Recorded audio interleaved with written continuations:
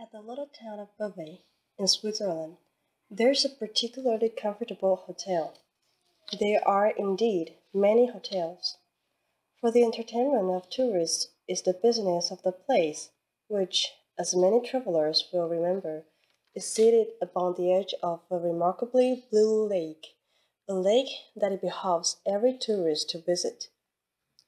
The shore of the lake presents an unbroken array of establishments of this order, of every category, from the grand hotel of the newest fashion, with a chalk-white front, 100 balconies, and a dozen flags flying from its roof, to the little Swiss pension of an elder day, with its name inscribed in German-looking lettering upon a pink or yellow wall, and an awkward summer house in the angle of the garden. One of the hotels at Beauvais, however, is famous, even classical, being distinguished from many of its upstart neighbors by an air both of luxury and of maturity. In this region, in the month of June, American travelers are extremely numerous. It may be said, indeed, that Beauvais assumes at this period some of the characteristics of an American watering place. There are sights and sounds which evoke a vision, an echo, of Newport and Saratoga. There is a flitting hither and thither to stylish young girls, a rustling of muslin blouses, a rattle of dance music in the morning hours, a sound of high-pitched voices at all times. You receive an impression of these things at the excellent inn of the Trois Courons, and are transported in fancy to the Ocean House or to Congress Hall. But at the Trois Courons, it must be added, there are other features that are much at variance with these suggestions. Neat German waiters, who look like secretaries of legation, Russian princesses sitting in the garden, little Polish boys walking about, held by the hand, with their governors, a view of the snowy crest of the Dent du Midi, and the picturesque towers of the castle of Chillon. I hardly know whether it was the analogies or the differences that were uppermost in the mind of a young American who, 2 or 3 years ago, sat in the garden of the Trois Courons, looking about him, rather idly, at some of the graceful objects I have mentioned. It was a beautiful summer morning, and in whatever fashion the young American looked at things, they must have seemed to him charming. He had come from Geneva the day before by the little steamer to see his aunt, who was staying at the hotel, Geneva having been for a long time his place of residence. But his aunt had a headache. His aunt had almost always a headache, and now she was shut up in her room, smelling camphor, so that he was at liberty to wander about. He was some 27 years of age. When his friends spoke of him, they usually said that he was at Geneva, studying. When his enemies spoke of him, they said, but after all, he had no enemies. He was an extremely amiable fellow, and universally liked. What I should say is, simply, that when certain persons spoke of him, they affirmed that the reason of his spending so much time in Geneva was that he was extremely devoted to a lady who lived there, a foreign lady, a person older than himself. Very few Americans, indeed I think none, had ever seen this lady, about whom there were some singular stories. But Winterbourne had an old attachment for the little metropolis of Calvinism.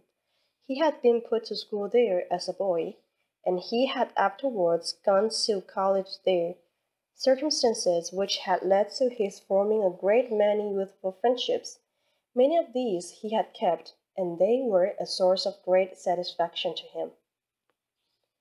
After knocking at his aunt's door and learning that she was indisposed, he had taken a walk about the town, and then he had come into his breakfast. He had now finished his breakfast, but he was drinking a small cup of coffee, which had been served to him on a little table in the garden by one of the waiters who looked like an attaché. At last he finished his coffee and lit a cigarette. Presently a small boy came walking along the path, an urchin of 9 or 10. The child, who was diminutive for his years, had an aged expression of countenance, a pale complexion, and sharp little features. He was dressed in knickerbockers, with red stockings, which displayed his poor little spindle shanks. He also wore a brilliant red cravat. He carried in his hand a long alpenstock, the sharp point of which he thrust into everything that he approached, the flower beds, the garden benches, the trains of the ladies' dresses. In front of Winterbourne he paused, looking at him with a pair of bright, penetrating little eyes. "Will you give me a lump of sugar?" he asked, in a sharp, hard little voice, a voice immature and yet somehow not young. Winterbourne glanced at the small table near him, on which his coffee service rested, and saw that several morsels of sugar remained. "Yes, you may take one," he answered, "but I don't think sugar is good for little boys." The little boy stepped forward and carefully selected 3 of the coveted fragments, 2 of which he buried in the pocket to his knickerbockers, depositing the other as promptly in another place. He poked his alpenstock, lance fashion, into Winterbourne's bench, and tried to crack the lump of sugar with his teeth. "Oh, blazes, it's hard!" he exclaimed, pronouncing the adjective in a peculiar manner. Winterbourne had immediately perceived that he might have the honor of claiming him as a fellow countryman. "Take care you don't hurt your teeth," he said, paternally. "I haven't got any teeth to hurt. They have all come out. I have only got 7 teeth. My mother counted them last night, and one came out right afterwards. She said she'd slap me if any more came out. I can't help it. It's this old Europe, it's the climate that makes them come out. In America they didn't come out. It's these hotels." Winterbourne was much amused. "If you eat 3 lumps of sugar, your mother will certainly slap you," he said. "She's got to give me some candy then," rejoined his young interlocutor. "I can't get any candy here, any American candy. American candy is the best candy." "And are American little boys the best little boys?" asked Winterbourne. "I don't know. I'm an American boy," said the child. "I see you are one of the best," laughed Winterbourne. "Are you an American man?" pursued this vivacious infant, and then, on Winterbourne's affirmative reply, "American men are the best," he declared. His companion thanked him for the compliment, and the child, who had now got astride of his alpenstock, stood looking about him while he attacked a second lump of sugar. Winterbourne wondered if he himself had been like this in his infancy, for he had been brought to Europe at about this age. "Here comes my sister!" cried the child in a moment. "She's an American girl." Winterbourne looked along the path and saw a beautiful young lady advancing. "American girls are the best girls," he said cheerfully to his young companion. "My sister ain't the best," the child declared. "She's always blowing at me." "I imagine that is your fault, not hers," said Winterbourne. The young lady meanwhile had drawn near. She was dressed in white muslin, with 100 frills and flounces, and knots of pale-colored ribbon.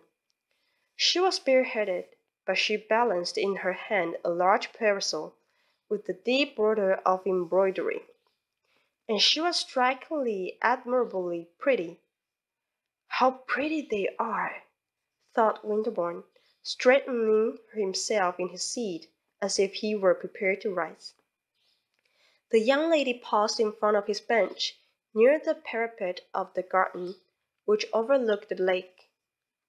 The little boy had now converted his alpenstock into a vaulting pole, by the aid of which he was springing about in the gravel and kicking it up not a little. "Randolph," said the young lady, "what are you doing?" "I'm going up the Alps," replied Randolph. "This is the way," and he gave another little jump, scattering the pebbles about Winterbourne's ears. "That's the way they come down," said Winterbourne. "He's an American man," cried Randolph, in his little hard voice. The young lady gave no heed to his announcement, but looked straight at her brother. "Well, I guess you had better be quiet," she simply observed. It seemed to Winterbourne that he had been in a manner presented. He got up and stepped slowly towards the young girl, throwing away his cigarette. "This little boy and I have made acquaintance," he said, with great civility. In Geneva, as he had been perfectly aware, a young man was not at liberty to speak to a young unmarried lady except under certain rarely occurring conditions. But here at Vevey, what conditions could be better than these? A pretty American girl coming and standing in front of you in a garden. This pretty American girl, however, on hearing Winterbourne's observation, simply glanced at him. She then turned her head and looked over the parapet at the lake and the opposite mountains. He wondered whether he had gone too far, but he decided that he must advance farther rather than retreat. While he was thinking of something else to say, the young lady turned to the little boy again. "I should like to know where you got that pole," she said. "I bought it," responded Randolph. "You don't mean to say you are going to take it to Italy?" "Yes, I'm going to take it to Italy," the child declared. The young girl glanced over the front of her dress and smoothed out a knot or two of ribbon. Then she rested her eyes upon the prospect again. "Are you going to Italy?" Winterbourne inquired, in a tone of great respect. The young lady glanced at him again. "Yes, sir," she replied, and she said nothing more. "Are you going over the Simplon?" Winterbourne pursued, a little embarrassed. "I don't know," she said. "I suppose it's some mountain. Randolph, what mountain are we going over?" "Going where?" the child demanded. "To Italy," Winterbourne explained. "I don't know," said Randolph. "I don't want to go to Italy. I want to go to America." "Oh, Italy is a beautiful place," rejoined the young man. "Can you get candy there?" Randolph loudly inquired. "I hope not," said his sister. "I guess you have had enough candy, and mother thinks so too." "I haven't had any for ever so long, for 100 weeks," cried the boy, still jumping about. The young lady inspected her flounces and smoothed her ribbons again, and Winterbourne presently risked an observation upon the beauty of the view. He was ceasing to be embarrassed, for he had begun to perceive that she was not in the least embarrassed herself. There had not been the slightest alteration in her charming complexion. She was evidently neither offended nor fluttered. If she looked another way when he spoke to her, and seemed not particularly to hear him, this was simply her habit, her manner. Yet, as he talked a little more, and pointed out some of the objects of interest in the view, with which she appeared quite unacquainted, she gradually gave him more of the benefit of her glance. And then he saw that this glance was perfectly direct and unshrinking. It was not, however, what would have been called an immodest glance, for the young girl's eyes were singularly honest and fresh. They were wonderfully pretty eyes, and, indeed, Winterbourne had not seen for a long time anything prettier than his fair countrywoman's various features, her complexion, her nose, her ears, her teeth. He had a great relish for feminine beauty. He was addicted to observing and analyzing it. And as regards this young lady's face, he made several observations.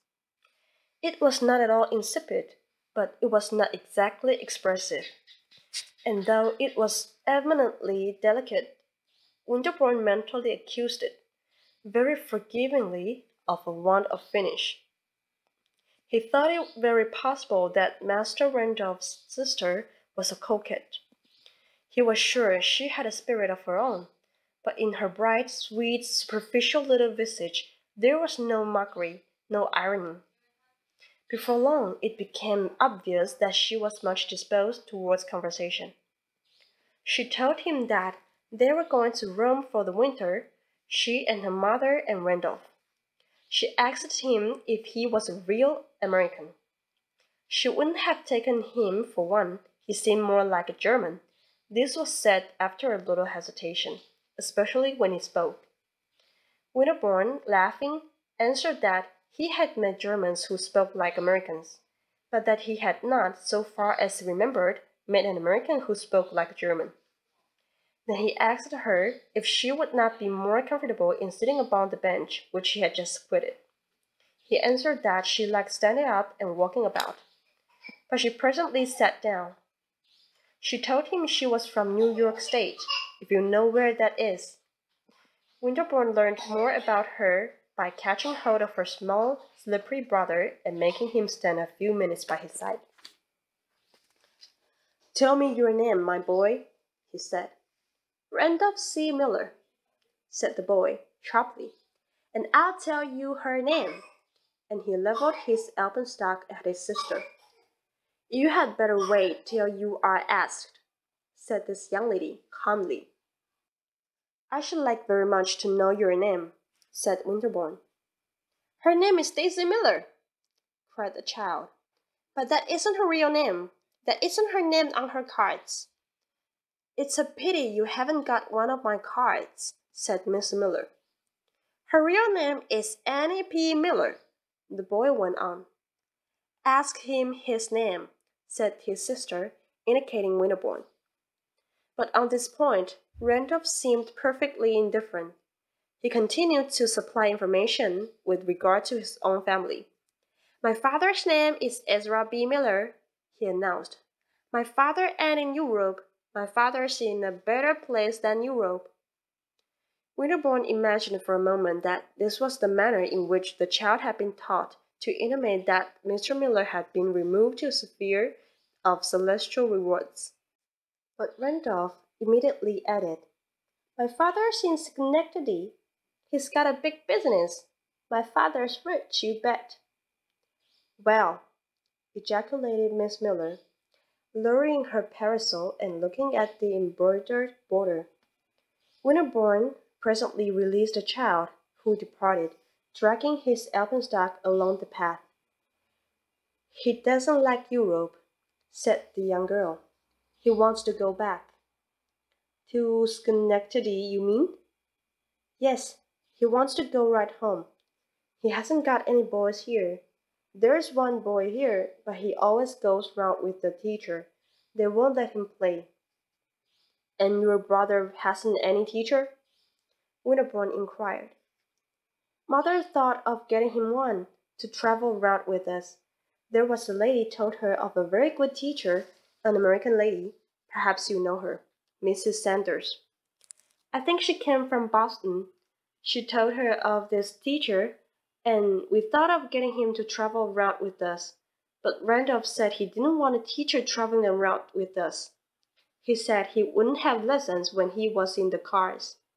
And we are in the cars about half the time. There was an English lady we met in the cars. I think her name was Miss Featherstone. Perhaps you know her. She wanted to know why I didn't give Randolph lessons. Give him instruction, she called it. I guess he could give me more instruction than I could give him. He's very smart. Yes, said Winterbourne. He seems very smart. Mother's going to get a teacher for him as soon as we get to Italy. Can you get good teachers in Italy? Very good, I should think, said Winterbourne. Or else she is going to find some school. He ought to learn some more. He's only 9. He's going to college. And in this way Miss Miller continued to converse about the affairs of her family and about other topics. She sat there with their extremely pretty hands, ornamented with very brilliant rings, folded in her lap, and with her pretty eyes now resting upon those of Winterbourne, now wandering over the garden, the people who passed by, and the beautiful view.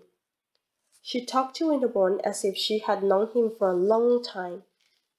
He found it very pleasant. It was many years since he heard a young girl talk so much. It might have been said of this unknown young lady, who had come and sat down beside him upon a bench, that she chattered. She was very quiet. She sat in a charming, tranquil attitude, but her lips and her eyes were constantly moving. She had a soft, slender, agreeable voice, and her tone was decidedly sociable. She gave Winterbourne a history of her movements and intentions, and those of her mother and brother in Europe, and enumerated, in particular, the various hotels at which they had stopped. That English lady in the carriage, she said, Miss Featherstone, asked me if we didn't all live in hotels in America. I told her I had never been in so many hotels in my life as since I came to Europe. I have never seen so many.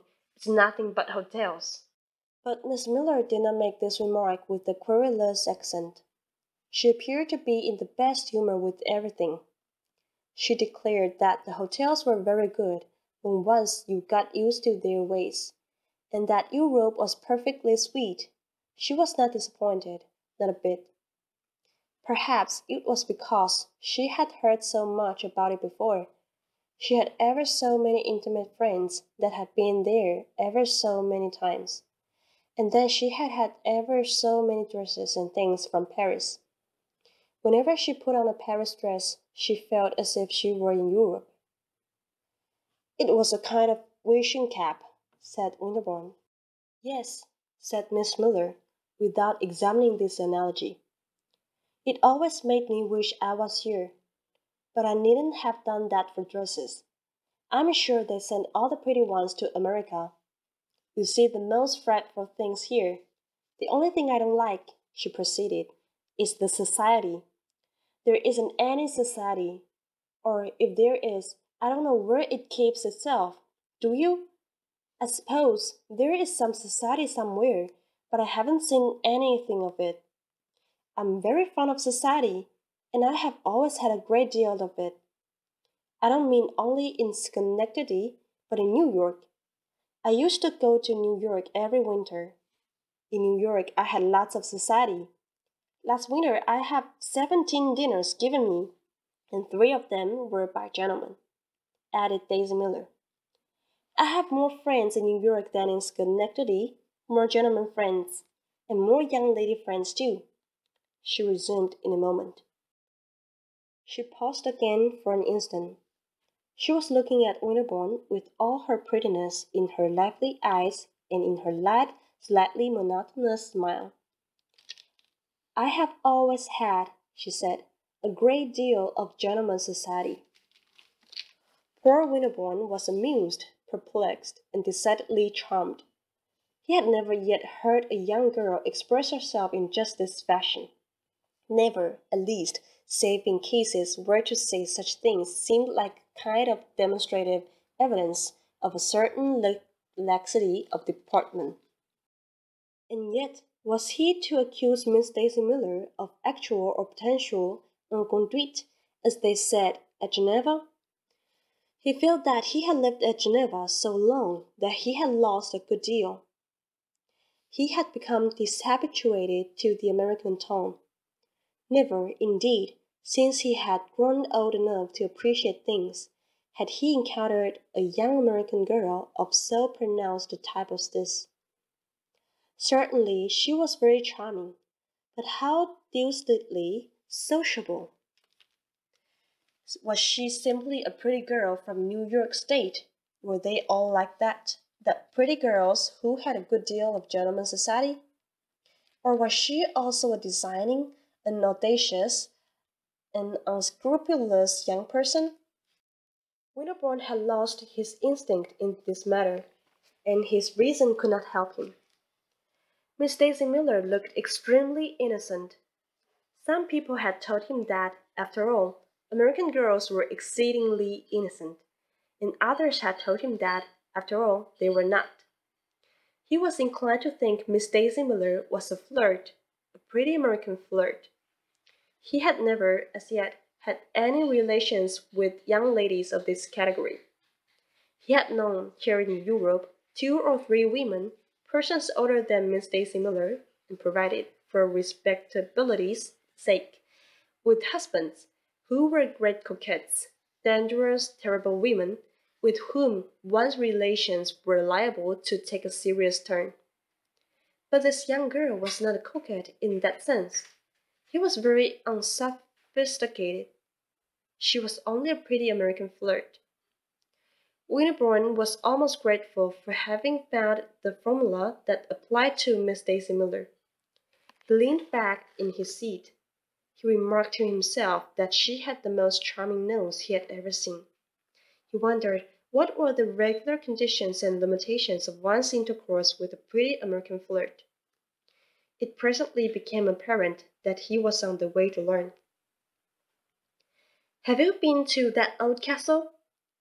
asked the young girl, pointing with her parasol to the far gleaming walls of the Château de Chalons. "Yes, formerly, more than once," said Winterbourne. "You too, I suppose, have seen it?" "No, we haven't been there. I want to go there dreadfully. Of course I mean to go there. I wouldn't go away from here without having seen that old castle." "It's a very pretty excursion," said Winterbourne, "and very easy to make. You can drive, you know, or you can go by the little steamer." "You can go in the cars," said Miss Miller. "Yes, you can go in the cars," Winterbourne assented. "Our courier says they take you right up to the castle," the young girl continued. "We were going last week, but my mother gave out. She suffers dreadfully from dyspepsia. She said she couldn't go. Randolph wouldn't go either. He says he doesn't think much of old castles, but I guess we'll go this week, if we can get Randolph." "Your brother is not interested in ancient monuments?" Winterbourne inquired, smiling. "He says he don't care much about old castles. He's only 9. He wants to stay at the hotel. Mother's afraid to leave him alone, and the courier won't stay with him. So we haven't been to many places. But it will be too bad if we don't go up there." And Miss Miller pointed again at the Château de Chalons. "I should think it might be arranged," said Winterbourne. "Couldn't you get someone to stay for the afternoon with Randolph?" Miss Miller looked at him a moment, and then, very placidly, "I wish you would stay with him," she said. Winterbourne hesitated a moment.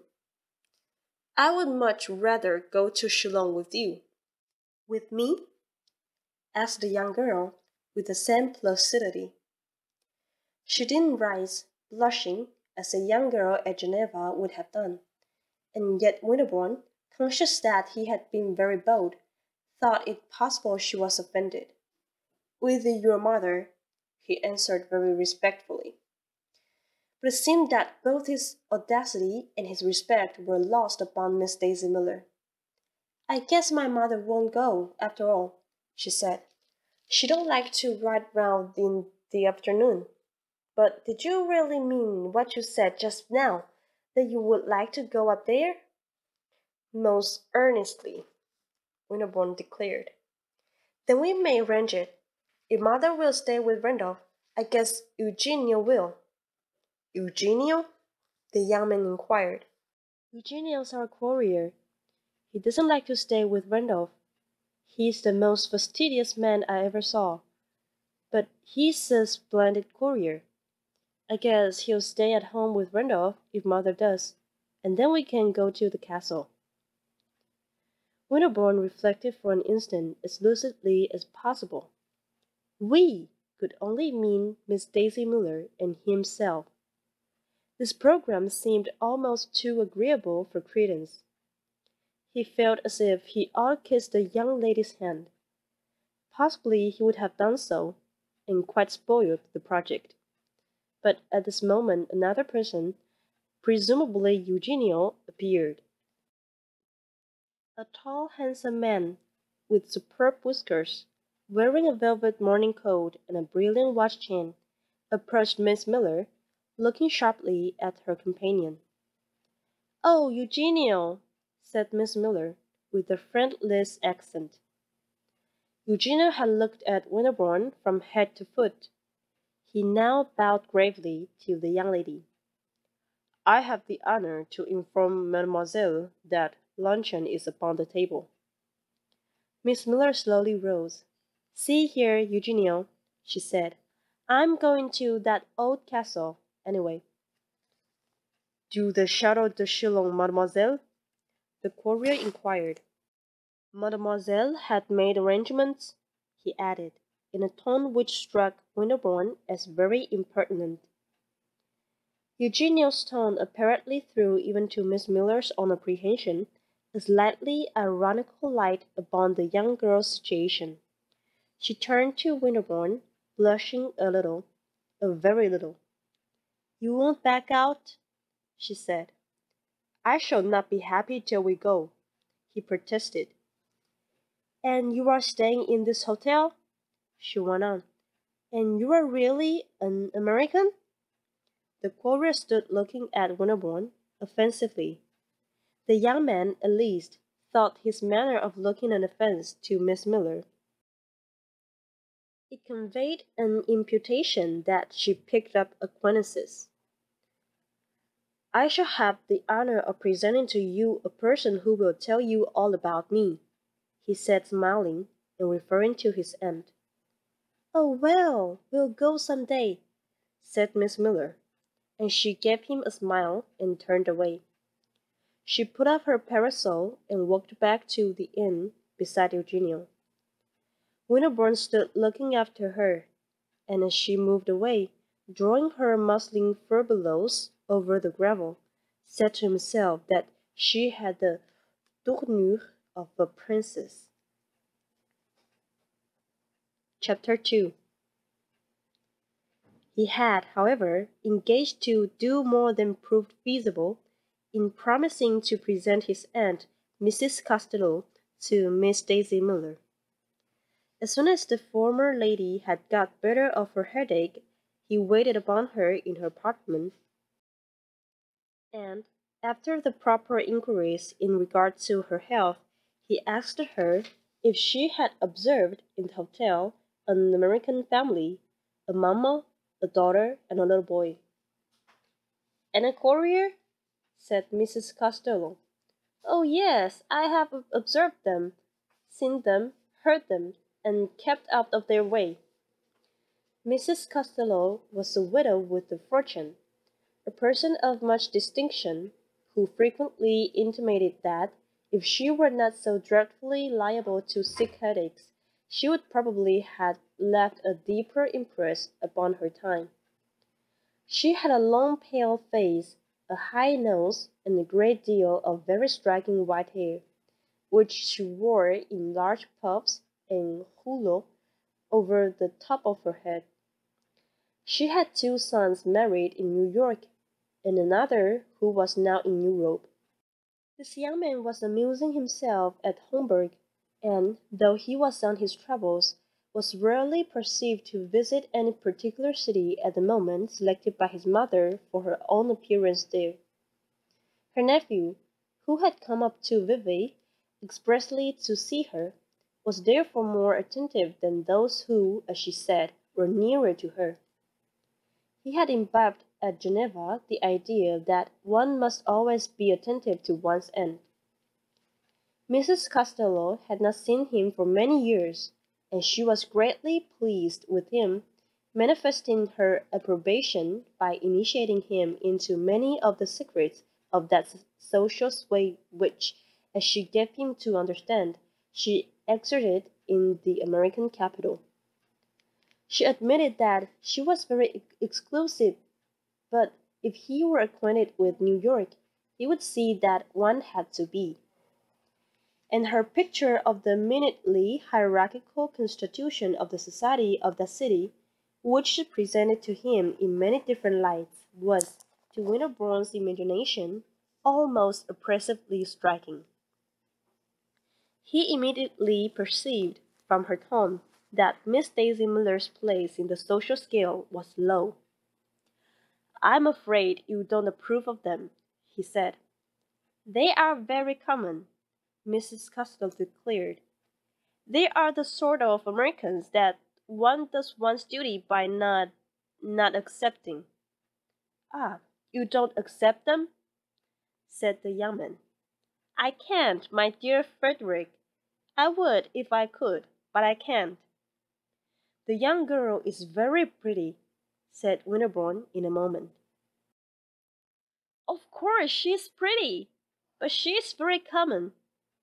"I see what you mean, of course," said Winterbourne, after another pause. "She has that charming look that they all have," his aunt resumed. "I can't think where they pick it up, and she dresses in perfection. No, you don't know how well she dresses. I can't think where they get their taste."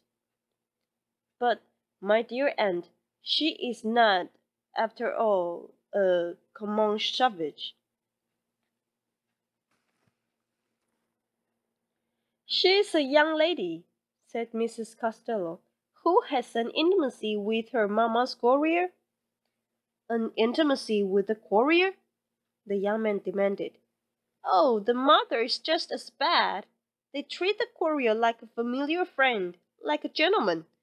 I shouldn't wonder if he dines with them. Very likely they have never seen a man with such good manners, such fine clothes, so like a gentleman. He probably corresponds to the young lady's idea of a count. He sits with them in the garden in the evening. I think he smokes." Winterbourne listened with interest to these disclosures. They helped him to make up his mind about Miss Daisy. Evidently, she was rather wild. "Well," he said, "I'm not a courier, and yet she was very charming to me." "You had better have said at first," said Mrs. Costello with dignity, "that you had made her acquaintance."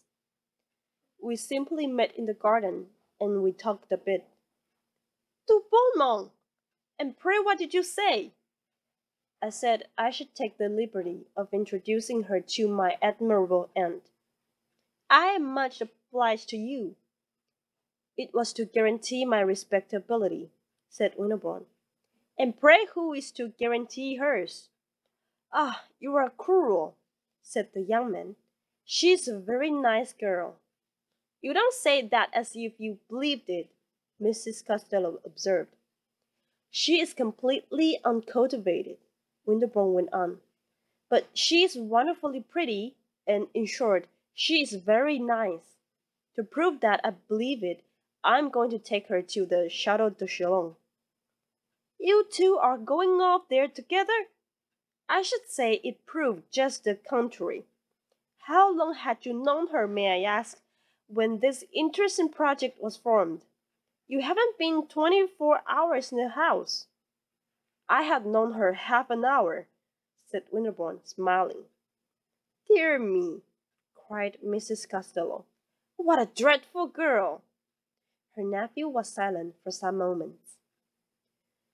"You really think, then," he began earnestly, and with the desire for trustworthy information, "you really think that—" But he paused again. "Think what, sir?" said his aunt. "That she's the sort of young lady who expects a man, sooner or later, to carry her off." I haven't the least idea what such young ladies expect a man to do, but I really think that you had better not meddle with the little American girls that are uncultivated, as you call them. You have lived too long out of the country. You will be sure to make some great mistake. You are too innocent. My dear aunt, I'm not so innocent, said Winterbourne, smiling and curling his mustache. You're too goody, then. Winterbourne continued to curl his mustache meditatively. You won't let the poor girl know you then? He asked at last. Is it literally true that she is going to the Chateau de Chalon with you? I think that she fully intends it. Then, my dear Frederick, said Mrs. Costello, I must decline the honor of her acquaintance. I am an old woman, but I'm not too old, thank heaven, to be shocked. But don't they all do these things, the young girls in America? Winterbourne inquired. Mrs. Costello stared a moment. I should like to see my granddaughters do them, she declared grimly. This seemed to throw some light upon the matter, for Winterbourne remembered to have heard that his pretty cousins in New York were tremendous flirts. If, therefore, Miss Daisy Miller exceeded the liberal license allowed to these young ladies, it was probable that anything might be expected of her. Winterbourne was impatient to see her again, and he was vexed with himself that, by instinct, he should not appreciate her justly. Though he was impatient to see her, he hardly knew what he should say to her about his aunt's refusal to become acquainted with her. But he discovered, promptly enough, that with Miss Daisy Miller there was no great need of walking on tiptoe. He found her that evening in the garden, wandering about in the warm starlight, like an indolent sylph, and swinging to and fro the largest fan he had ever beheld. It was 10 o'clock. He had dined with his aunt, had been sitting with her since dinner, and had just taken leave of her till the morrow. Miss Daisy Miller seemed very glad to see him. She declared it was the longest evening she had ever passed. Have you been all alone? He asked. I have been walking round with mother, but mother gets tired walking round, she answered. Has she gone to bed? No, she doesn't like to go to bed, said the young girl. She doesn't sleep, not 3 hours. She says she doesn't know how she lives. She's dreadfully nervous. I guess she sleeps more than she thinks. She's gone somewhere after Randolph. She wants to try to get him to go to bed. He doesn't like to go to bed. Let us hope she will persuade him, observed Winterbourne. She will talk to him all she can, but he doesn't like her to talk to him, said Miss Daisy, opening her fan. She's going to try to get Eugenio to talk to him, but he isn't afraid of Eugenio. Eugenio's a splendid courier, but he can't make much impression on Randolph. I don't believe he'll go to bed before 11. It appeared that Randolph's vigil was in fact triumphantly prolonged, for Winterbourne strolled about with the young girl for some time without meeting her mother. I have been looking around for that lady you want to introduce me to, his companion resumed. She is your aunt.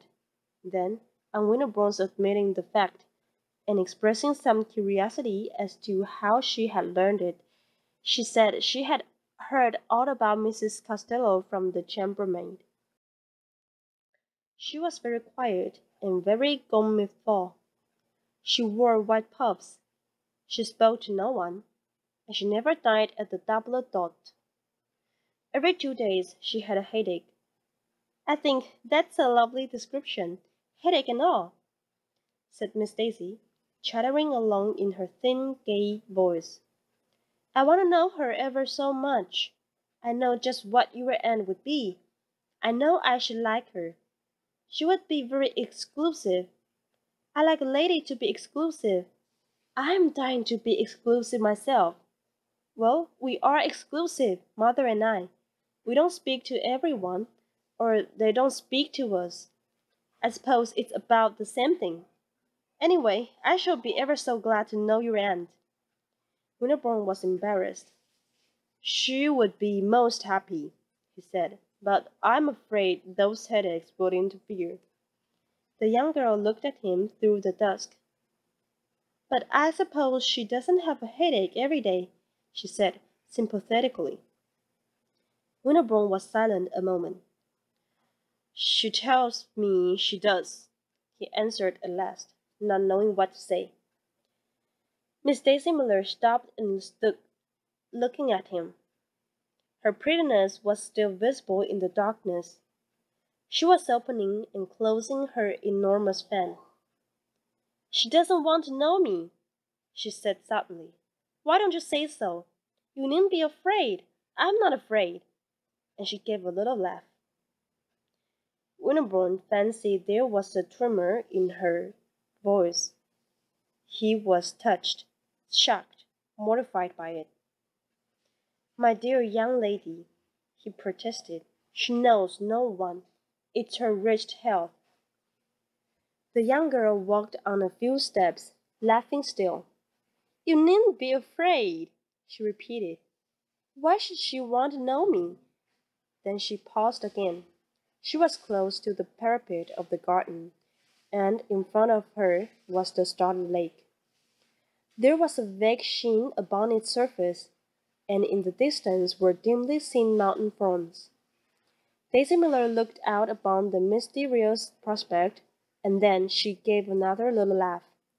Gracious, she is exclusive, she said. Winterbourne wondered whether she was seriously wounded, and for a moment almost wished that her sense of injury might be such as to make it too becoming in him to attempt to reassure and comfort her. He had a pleasant sense that she would be very approachable for consolatory purposes. He felt then, for the instant, quite ready to sacrifice his aunt, conversationally, to admit that she was a proud, rude woman, and to declare that they needn't mind her. But before he had time to commit himself to this perilous mixture of gallantry and impiety, the young lady, resuming her walk, gave an exclamation in quite another tone. Well, here's Mother. I guess she hasn't got Randolph to go to bed. The figure of a lady appeared, at a distance, very indistinct in the darkness, and advancing with a slow and wavering movement. Suddenly it seemed to pause. Are you sure it is your mother? Can you distinguish her in this thick dusk? Winterbourne asked. Well, cried Miss Daisy Miller, with a laugh, I guess I know my own mother, and when she has got on my shawl too. She is always wearing my things. The lady in question, ceasing to advance, hovered vaguely about the spot at which she had checked her steps. I'm afraid your mother doesn't see you, said Winterbourne. Or perhaps, he added, thinking, with Miss Miller, the joke permissible. Perhaps she feels guilty about your shawl. Oh, it's a fearful old thing, the young girl replied serenely. I told her she could wear it. She won't come here, because she sees you. And then, said Winterbourne, I had better leave you. Oh no, come on, urged Miss Daisy Miller. I'm afraid your mother doesn't approve of my walking with you. Miss Miller gave him a serious glance. It isn't for me. It's for you.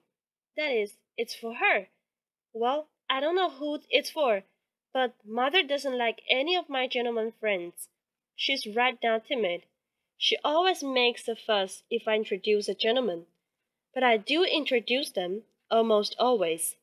If I didn't introduce my gentleman friends to Mother, the young girl added, in her little soft, flat monotone, I shouldn't think I was natural. To introduce me, said Winterbourne, you must know my name. And he proceeded to pronounce it. Oh dear, I can't say all that, said his companion with a laugh. But by this time they had come up to Mrs. Miller, who, as they drew near, walked to the parapet of the garden and leaned upon it, looking intently at the lake and turning her back upon them. Mother, said the young girl, in a tone of decision. Upon this, the elderly lady turned round. Mr. Winterbourne, said Miss Daisy Miller, introducing the young man very frankly and prettily. Common she was, as Mrs. Costello had pronounced her. Yet it was a wonder to Winterbourne that, with her commonness, she had a singularly delicate grace. Her mother was a small, spare, light person, with a wandering eye, a very exiguous nose, and a large forehead, decorated with a certain amount of thin, much frizzled hair. Like her daughter, Mrs. Miller was dressed with extreme elegance. She had enormous diamonds in her ears. So far as Winterbourne could observe, she gave him no greeting. She certainly was not looking at him. Daisy was near her, pulling her shawl straight. "What are you doing, poking round here?" this young lady inquired, but by no means with that harshness of accent which her choice of words may imply. "I don't know," said her mother, turning toward the lake again. "I shouldn't think you'd want that shawl," Daisy exclaimed. "Well, I do," her mother answered with a little laugh. "Did you get Randolph to go to bed?" asked the young girl. "No, I couldn't induce him," said Mrs. Miller very gently. "He wants to talk to the waiter. He likes to talk to that waiter." "I was telling Mr. Winterbourne," the young girl went on, and to the young man's ear her tone might have indicated that she had been uttering his name all her life. "Oh, yes," said Winterbourne. "I have the pleasure of knowing your son." Randolph's mamma was silent. She turned her attention to the lake. But at last she spoke. "Well, I don't see how he lives." "Anyhow, it isn't so bad as it was at Dover," said Daisy Miller. "And what occurred at Dover?" Winterbourne asked. "He wouldn't go to bed at all. I guess he sat up all night in the public parlor. He wasn't in bed at 12 o'clock, I know that." "It was 12:30, declared Mrs. Miller with mild emphasis. "Does he sleep much during the day?" Winterbourne demanded. "I guess he doesn't sleep much," Daisy rejoined. "I wish he would," said her mother. "It seems as if he couldn't." "I think he's real tiresome," Daisy pursued. Then, for some moments, there was silence. "Well, Daisy Miller," said the elder lady, presently, "I shouldn't think you'd want to talk against your own brother." "Well, he is tiresome, mother," said Daisy, quite without the asperity of retort. "He's only 9, urged Mrs. Miller. "Well, he wouldn't go to that castle," said the young girl. "I'm going there with Mr. Winterbourne." To this announcement, very placidly made, Daisy's mamma offered no response. Winterbourne took for granted that she deeply disapproved of the projected excursion. But he said to himself that she was a simple, easily managed person, and that a few deferential protestations would take the edge from her displeasure. "Yes," he began, "your daughter has kindly allowed me the honor of being her guide." Mrs. Miller's wandering eyes attached themselves, with a sort of appealing air, to Daisy, who, however, strode a few steps farther, gently humming to herself. "I presume you will go in the cars," said her mother. "Yes, or in the boat," said Winterbourne. "Well, of course, I don't know," Mrs. Miller rejoined. "I have never been to that castle." "It is a pity you shouldn't go," said Winterbourne, beginning to feel reassured as to her opposition. And yet he was quite prepared to find that, as a matter of course, she meant to accompany her daughter. "We've been thinking ever so much about going," she pursued, "but it seems as if we couldn't. Of course, Daisy, she wants to go round, but there's a lady here, I don't know her name. She says she shouldn't think we'd want to go to see castles here. She should think we'd want to wait till we got to Italy. It seems as if there would be so many there," continued Mrs. Miller with an air of increasing confidence. "Of course we only want to see the principal ones. We visited several in England," she presently added. "Ah, yes, in England there are beautiful castles," said Winterbourne, "but Shillong here is very well worth seeing." "Well, if Daisy feels up to it," said Mrs. Miller, in a tone impregnated with a sense of the magnitude of the enterprise. "It seems as if there was nothing she wouldn't undertake." "Oh, I think she'll enjoy it," Winterbourne declared, and he desired more and more to make it a certainty that he was to have the privilege of a tête-à-tête with the young lady, who was still strolling along in front of them, softly vocalizing. "You are not disposed, madam," he inquired, "to undertake it yourself?" Daisy's mother looked at him an instant askance, and then walked forward in silence. Then, "I guess she had better go alone," she said simply. Winterbourne observed to himself that this was a very different type of maternity from that of the vigilant matrons who massed themselves in the forefront of social intercourse in the dark old city at the other end of the lake. But his meditations were interrupted by hearing his name very distinctly pronounced by Mrs. Miller's unprotected daughter. "Mr. Winterbourne," murmured Daisy. "Mademoiselle," said the young man, "don't you want to take me out in the boat?" "At present?" he asked.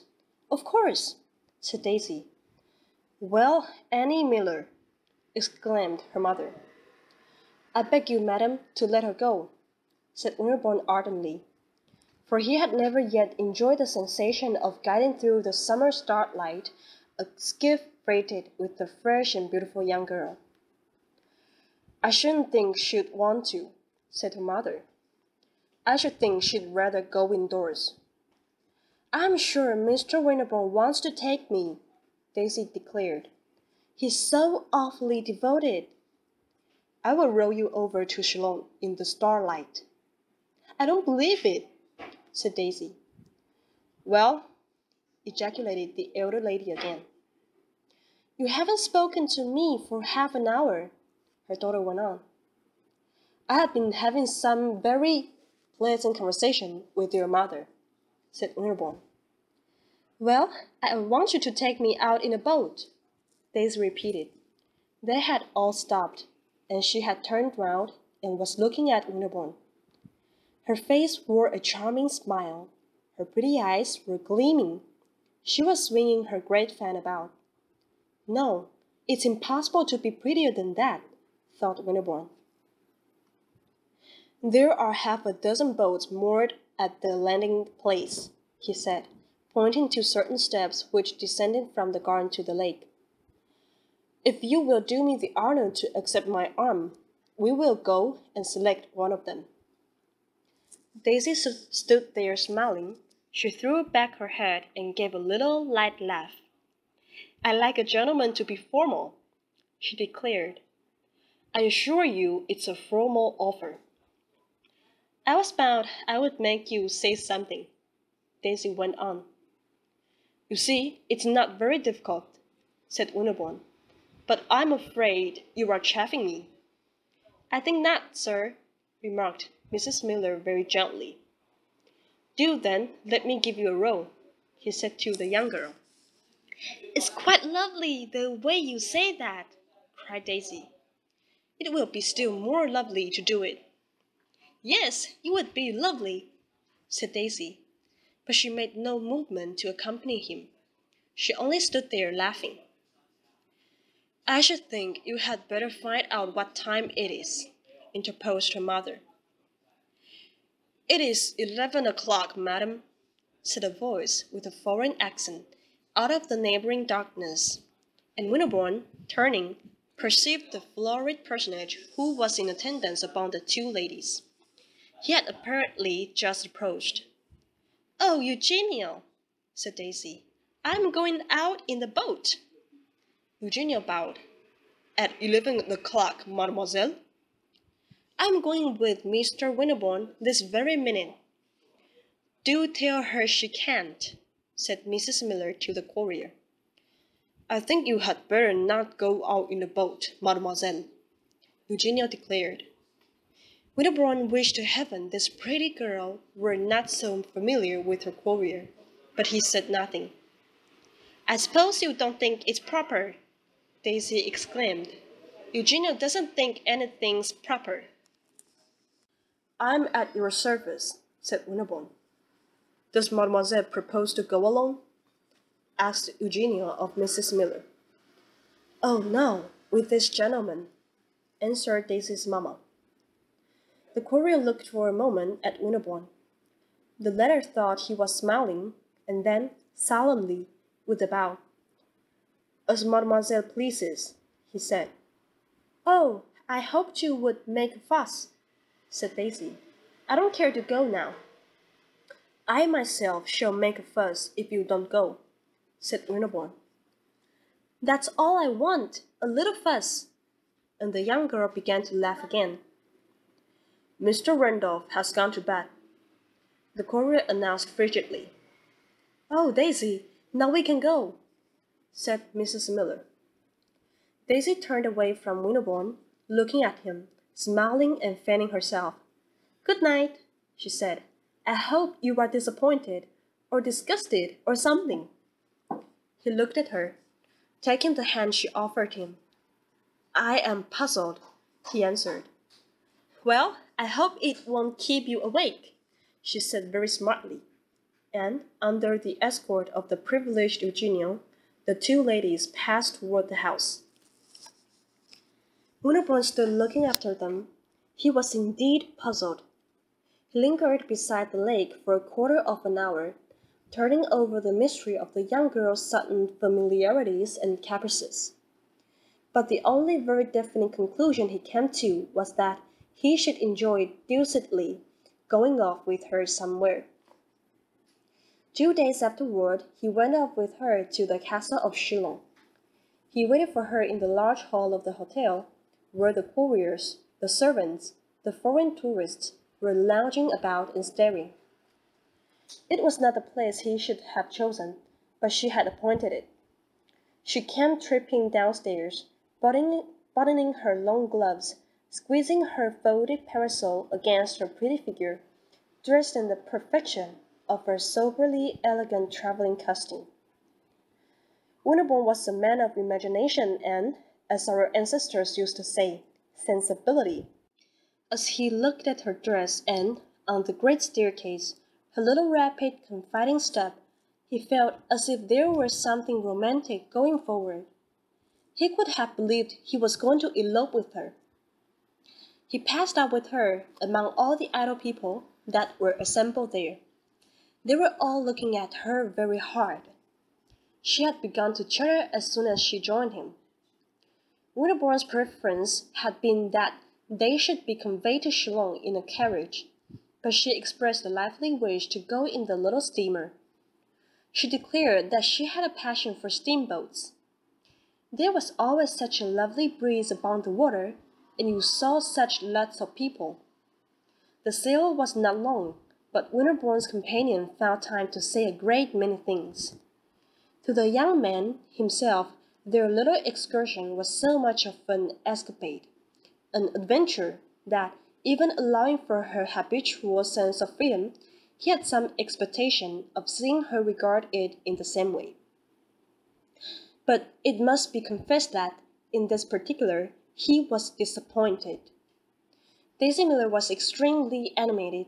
She was in charming spirits, but she was apparently not at all excited.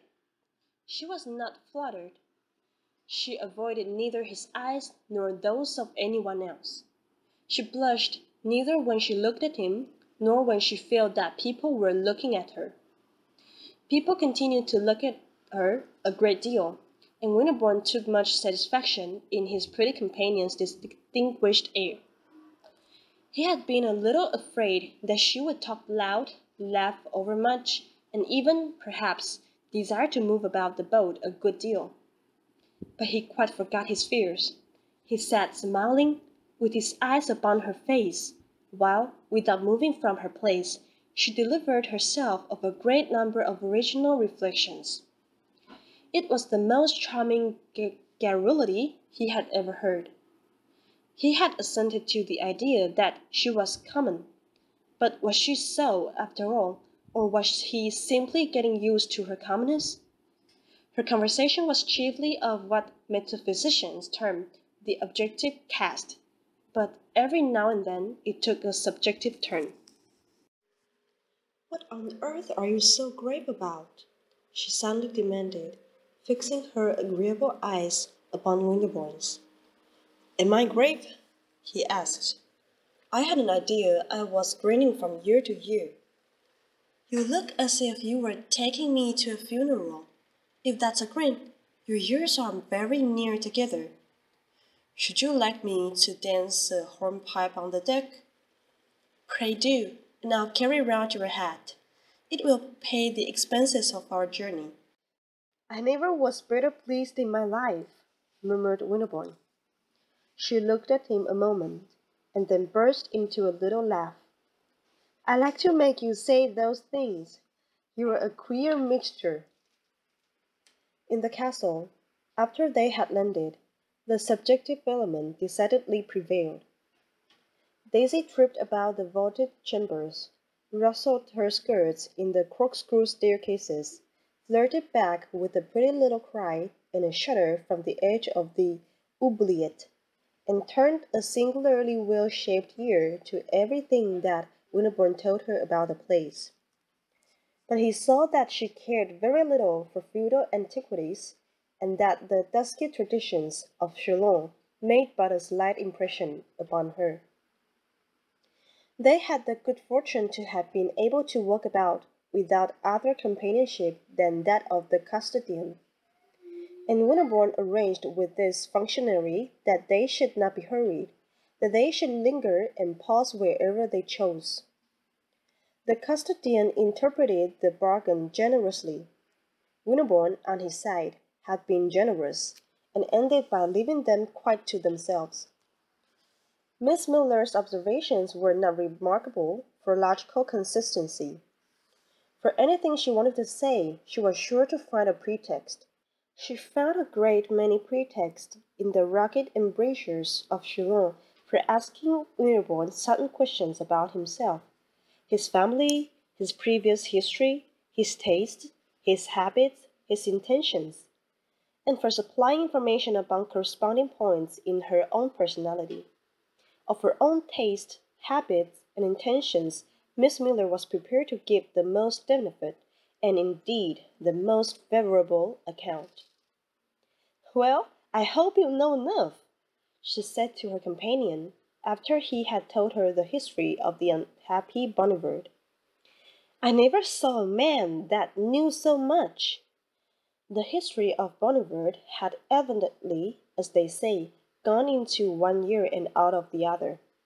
But Daisy went on to say that she wished Winterbourne would travel with them and go round with them. They might know something in that case. "Don't you want to come and teach Randolph?" she asked. Winterbourne said that nothing could possibly please him so much, but that he had unfortunately other occupations. "Other occupations? I don't believe it," said Miss Daisy. "What do you mean? You're not in business." The young man admitted that he was not in business, but he had engagements which, even within a day or two, would force him to go back to Geneva. "Oh, bother!" she said. "I don't believe it."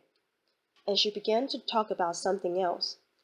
But a few moments later, When he was pointing out to her the pretty design of an antique fireplace, she broke out irrelevantly. "You don't mean to say you are going back to Geneva?" "It is a melancholy fact that I shall have to return to Geneva tomorrow."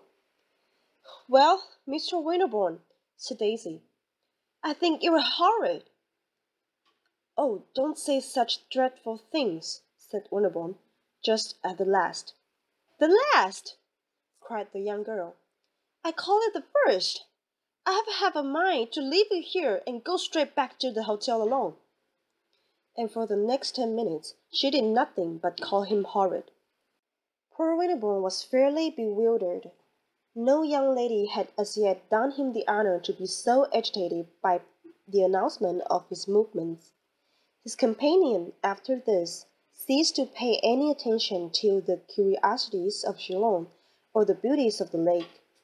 She opened fire upon the mysterious charmer in Geneva, whom she appeared to have instantly taken it for granted that he was hurrying back to sea. How did Miss Daisy Miller know that there was a charmer in Geneva? Winterbourne, who denied the existence of such a person, was quite unable to discover. And he was divided between amazement at the rapidity of her induction and amusement at the frankness of her persiflage. She seemed to him, in all this, an extraordinary mixture of innocence and crudity. "Does she never allow you more than 3 days at a time?" asked Daisy, ironically. "Doesn't she give you a vacation in summer? There's no one so hard worked but they can get leave to go off somewhere at this season.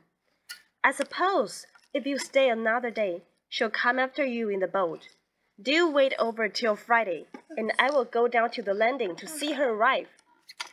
Winterbourne began to think he had been wrong to feel disappointed in the temper in which the young lady had embarked. If he had missed the personal accent was now making its appearance. It sounded very distinctly, at last, in her telling him she would stop teasing him if he would promise her solemnly to come down to Rome in the winter. "That's not a difficult promise to make," said Winterbourne. "My aunt has taken an apartment in Rome for the winter, and has already asked me to come and see her." "I don't want you to come for your aunt," said Daisy. "I want you to come for me." And this was the only allusion that the young man was ever to hear her make to his invidious kinswoman. He declared that, at any rate, he would certainly come. After this, Daisy stopped teasing. Winterbourne took a carriage, and they drove back to Vevey in the dusk. The young girl was very quiet. In the evening, Winterbourne mentioned to Mrs. Costello that he had spent the afternoon at Ceylon with Miss Daisy Miller. "The Americans of the Courier?" asked this lady. "Ah, happily," said Winterbourne, "the Courier stayed at home." "She went with you all alone?" "All alone." Mrs. Costello sniffed a little at her smelling bottle. "And that," she exclaimed, "is the young person you wanted me to know." Chapter 3. Winterbourne, who had returned to Geneva the day after his excursion to Ceylon, went to Rome towards the end of January. His aunt had been established there for several weeks, and he had received a couple of letters from her. "Those people you were so devoted to last summer at Vevey have turned up here, courier and all," she wrote. "They seem to have made several acquaintances, but the courier continues to be the most intimate. The young lady, however, is also very intimate with some third-rate Italians, with whom she rackets about in a way that makes much talk. Bring me that pretty novel of Cherbuliez's, Paul Méret, and don't come later than the 23rd. In the natural course of events, Winterbourne, on arriving in Rome, would presently have ascertained Mrs. Miller's address at the American banker's, and have gone to pay his compliments to Miss Daisy. "After what happened at Vevey, I certainly think I may call upon them," he said to Mrs. Costello. If, after what happens, above and everywhere, you desire to keep up the acquaintance, you are very welcome. Of course, a man may know everyone. Men are welcome to the privilege. Pray what is it that happens here, for instance? Winterbourne demanded. The girl goes about alone with her foreigners. As to what happens further, you must apply elsewhere for information. She has picked up half a dozen of the regular Roman fortune hunters, and she takes them about to people's houses. When she comes to a party, she brings with her a gentleman with a good deal of manner and a wonderful mustache. And where is the mother? I haven't the least idea. They are very dreadful people. Winterbourne meditated a moment. They are very ignorant, very innocent only. Depend upon it, they are not bad. They are hopelessly vulgar, said Mrs. Costello. Whether or no being hopeless vulgar is being bad is a question for the metaphysicians. They are bad enough to dislike, at any rate, and for this short life, that is quite enough. The news that Daisy Miller was surrounded by half a dozen wonderful mustaches checked Winterbourne's impulse to go straightway to see her. He had perhaps not definitely flattered himself that he had made an ineffaceable impression upon her heart, but he was annoyed at hearing of a state of affairs so little in harmony with an image that had lately flitted in and out of his own meditations. The image of a very pretty girl looking out of an old Roman window and asking herself urgently when Mr. Winterbourne would arrive. If, however, he determined to wait a little before reminding Miss Miller of his claims to her consideration, he went very soon to call upon 2 or 3 other friends. One of these friends was an American lady who had spent several winters at Geneva when she had placed her children at school. She was a very accomplished woman, and she lived in the Via Gregoriana. Winterbourne found her in a little crimson drawing-room on the 3rd floor. The room was filled with southern sunshine. He had not been there 10 minutes when the servant came in, announcing Madame Mira. This announcement was presently followed by the entrance of little Randolph Miller, who stopped in the middle of the room and stood staring at Winterbourne. An instant later, his pretty sister crossed the threshold, and then, after a considerable interval, Mrs. Miller slowly advanced. "I know you," said Randolph. "I'm sure you know a great many things," exclaimed Winterbourne, taking him by the hand. "How is your education coming on?" Daisy was exchanging greetings very prettily with her hostess, but when she heard Winterbourne's voice, she quickly turned her head. "Well, I declare," she said. "I told you I should come, you know," Winterbourne rejoined, smiling. "Well, I didn't believe it," said Miss Daisy. "I'm much obliged to you," laughed the young man. "You might have come to see me," said Daisy. "I arrived only yesterday." "I don't believe that," the young girl declared. Winterbourne turned with a protesting smile to her mother, but this lady evaded his glance, and seating herself, fixed her eyes upon her son. "We've got a bigger place than this," said Randolph. "It's all gold on the walls." Mrs. Miller turned uneasily in her chair. "I told you if I were to bring you, you would say something," she murmured. "I told you!" Randolph exclaimed. "I tell you, sir," he added jocosely, giving Winterbourne a thump on the knee. "It is bigger, too." Daisy had entered upon a lively conversation with her hostess. Winterbourne judged it becoming to address a few words to her mother. "I hope you have been well since we parted at Vevey," he said. Mrs. Miller now certainly looked at him, at his chin. "Not very well, sir," she answered. "She's got the dyspepsia," said Randolph. "I've got it too. Father's got it. I've got it worst." This announcement, instead of embarrassing Mrs. Miller, seemed to relieve her. "I suffer from the liver," she said. "I think it's the climate.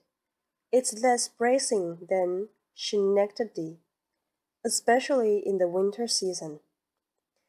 I don't know whether you know we reside at Schenectady. I was saying to Daisy that I certainly hadn't found anyone like Dr. Davis, and I didn't believe I should. Oh, at Schenectady, he stands first. They think everything of him. He has so much to do, and yet there was nothing he wouldn't do for me. He said he never saw anything like my dyspepsia, but he was bound to cure it. I'm sure there was nothing he wouldn't try. He was just going to try something new when we came off. Mr. Miller wanted Daisy to see Europe for herself, but I wrote to Mr. Miller that it seems as if I couldn't get on without Dr. Davis.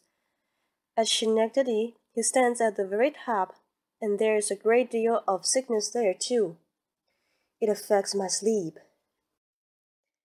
Winterbourne had a good deal of pathological gossip with Dr. Davis's patient, during which Daisy chattered unremittingly to her own companion. The young man asked Mrs. Miller how she was pleased with Rome.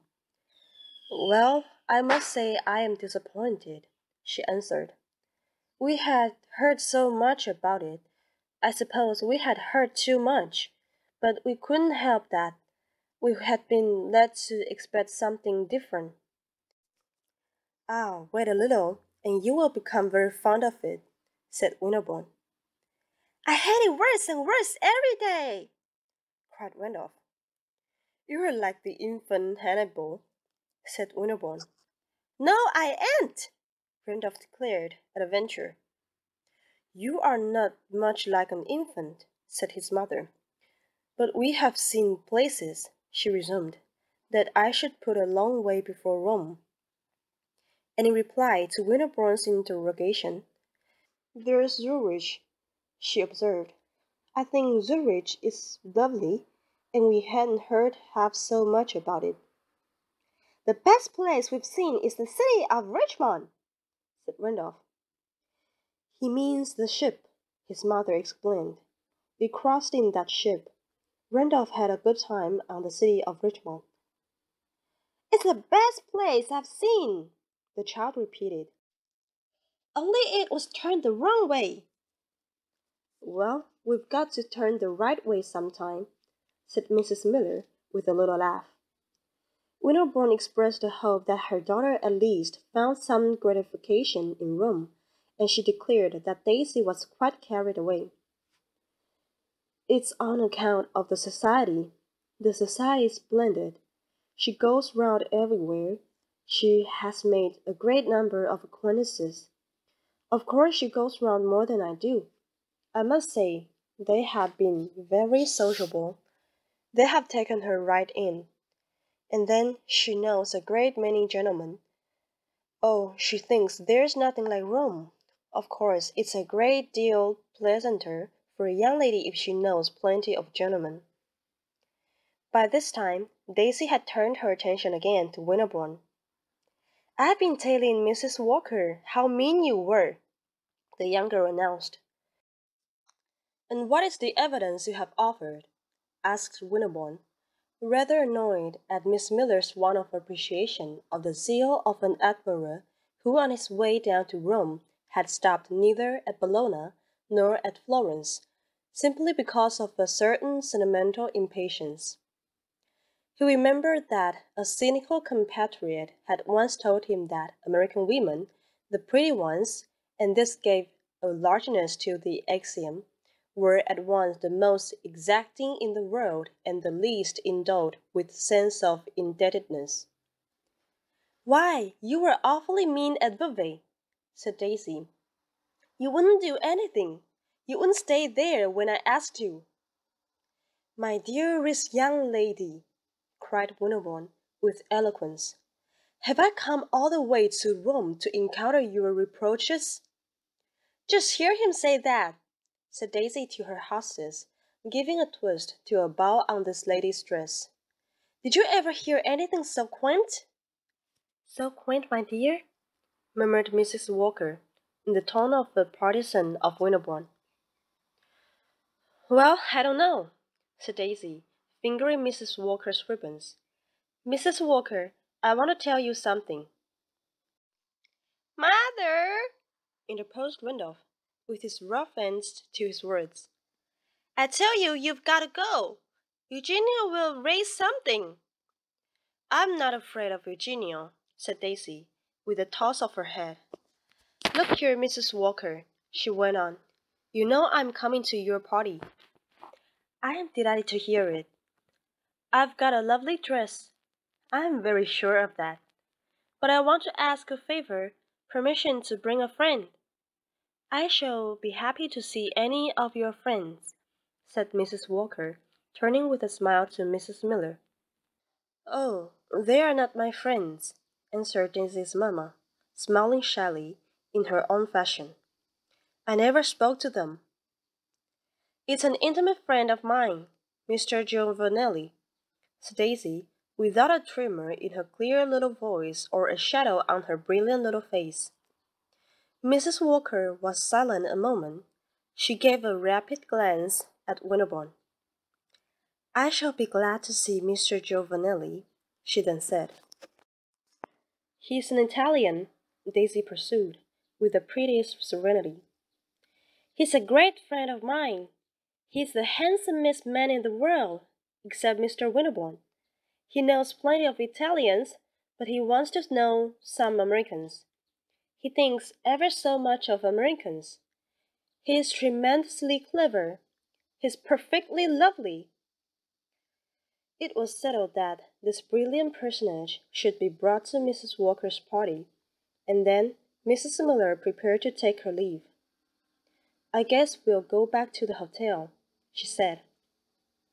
You may go back to the hotel, Mother, but I'm going to take a walk, said Daisy. She's going to walk with Mr. Giovanelli, Randolph proclaimed. I'm going to the Pincio, said Daisy, smiling. Alone, my dear, at this hour? Mrs. Walker asked. The afternoon was drawing to a close. It was the hour for the throng of carriages and of contemplative pedestrians. I don't think it's safe, my dear, said Mrs. Walker. Neither do I, subjoined Mrs. Miller. You'll get the fever as sure as you live. Remember what Dr. Davis told you. Give her some medicine before she goes, said Randolph. The company had risen to its feet.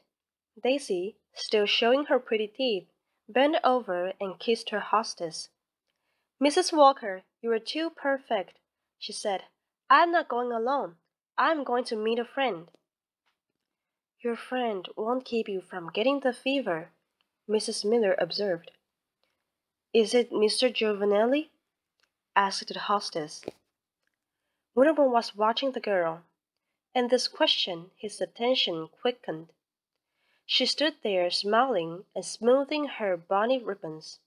She glanced at Winterbourne. Then, while she glanced and smiled, she answered without a shade of hesitation. Mr. Giovanelli, the beautiful Giovanelli. My dear young friend, said Mrs. Walker, taking her hand pleadingly, don't walk off to the Pincio at this hour to meet a beautiful Italian. Well, he speaks English, said Mrs. Miller. Gracious me, Daisy exclaimed. I don't want to do anything improper. There's an easy way to settle it. She continued to glance at Winterbourne. The Pincio is only 100 yards distant, and if Mr. Winterbourne were as polite as he pretends he would, offer to walk with me. Winterbourne's politeness hastened to affirm itself, and the young girl gave him gracious leave to accompany her. They passed downstairs before her mother, and at the door Winterbourne perceived Mrs. Miller's carriage drawn up, with the ornamental courier whose acquaintance he had made at Vevey seated within. Goodbye, Eugenio, cried Daisy. I'm going to take a walk. The distance from the Via Gregoriana to the beautiful garden in the other end of the Pincian Hill is, in fact, rapidly traversed. As the day was splendid, however, and the concourse of vehicles, walkers, and loungers numerous, the young Americans found their progress much delayed. This fact was highly agreeable to Winterbourne, in spite of his consciousness of his singular situation. The slow-moving, idly gazing Roman crowd bestowed much attention upon the extremely pretty young foreign lady, who was passing through it upon his arm, and he wondered what on earth had been in Daisy's mind when she proposed to expose herself, unattended, to its appreciation. His own mission, to her sense, apparently, was to consign her to the hands of Mr. Giovanelli, but Winterbourne, at once annoyed and gratified, resolved that he would do no such thing. "Why haven't you been to see me?" asked Daisy. "You can't get out of that." "I have had the honor of telling you that I have only just stepped out of the train." "You must have stayed in the train a good while after it stopped," cried the young girl, with her little laugh. "I suppose you were asleep. You have had time to go to see Mrs. Walker." "I knew Mrs. Walker," Winterbourne began to explain. "I knew where you knew her. You knew her at Geneva. She told me so. Well, you knew me at Vevey. That's just as good. So you ought to have come." She asked him no other question than this. She began to prattle about her own affairs. "We've got splendid rooms at the hotel. Eugenia says they're the best rooms in Rome. We're going to stay all winter, if we don't die of the fever, and I guess we'll stay then. It's a great deal nicer than I thought. I thought it would be fearfully quiet. I was sure it would be awfully poky. I was sure we should be going round all the time with one of those dreadful old men that explain about the pictures and things. But we only had about a week of that, and now I'm enjoying myself. I know ever so many people, and they are all so charming. The society is extremely select.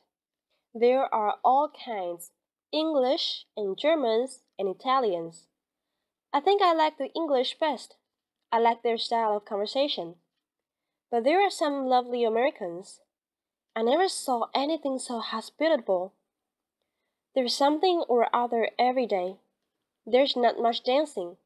But I must say, I never thought dancing was everything. I was always fond of conversation. I guess I shall have plenty at Mrs. Walker's. Her rooms are so small." When they had passed the gate of the Pincian Gardens, Miss Miller began to wonder where Mr. Giovanelli might be. "We had better go straight to that place in front," she said, "where you look at the view." "I certainly shall not help you to find him," Winterbourne declared.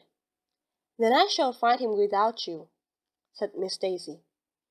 "You certainly won't leave me," cried Winterbourne. She burst into her little laugh. "Are you afraid you'll get lost, or run over? But there's Giovanelli, leaning against that tree. He is staring at the women in the carriages. Did you ever see anything so cool?" Winterbourne perceived at some distance a little man standing with folded arms, nursing his cane. He had a handsome face, an artfully poised hat, a glass in one eye, and a nosegay in his buttonhole. Winterbourne looked at him a moment and then said, "Do you mean to speak to that man?" "Do I mean to speak to him? Why, you don't suppose I mean to communicate by signs?" "Pray understand, then," said Winterbourne, "that I intend to remain with you.